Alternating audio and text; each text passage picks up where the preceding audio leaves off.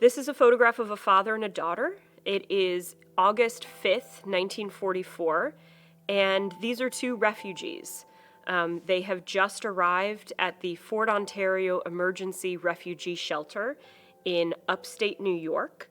They are part of the only group of refugees that the United States brought from the Holocaust outside of the immigration system.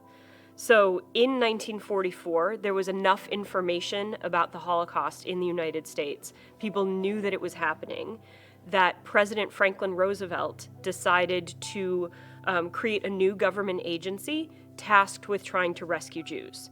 Now, 1944 is very late for this to happen. But one of the things that this agency did, this government agency trying to rescue Jews, is it asked other countries to allow more refugees over their borders. They asked the governments of Switzerland and Spain and Portugal and Turkey to allow Jews to escape into those areas. And those countries turned around and said, well, why should I take more refugees if the United States is not taking more refugees? And so the agency convinced President Roosevelt to create one refugee camp in America.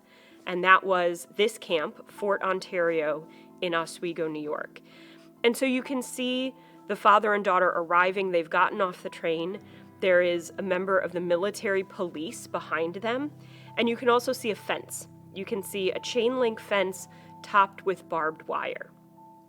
I think it's also important to look at the backstory of this photograph. This photograph was taken by a 21-year-old photographer named Hikaru Iwasaki. Hikaru Iwasaki was himself someone who had been imprisoned by the United States. He was Japanese American. He had been born in San Jose, California. And right after the Japanese attack on Pearl Harbor, the United States began to imprison Japanese and Japanese Americans who were living on the West Coast. They sent them to camps. And Hikaru Iwasaki was one of those people. He had always been interested in photography as a teenager, and he was sent to a camp called Heart Mountain in Wyoming. While he was there, he was working in a photography darkroom, and the people who were running the camp noticed that he was a really talented photographer. And so they hired him as a photographer to photograph the experiences of the people who were also imprisoned, Japanese and Japanese Americans. And so he was sent to document the arrival of the Holocaust refugees at Fort Ontario.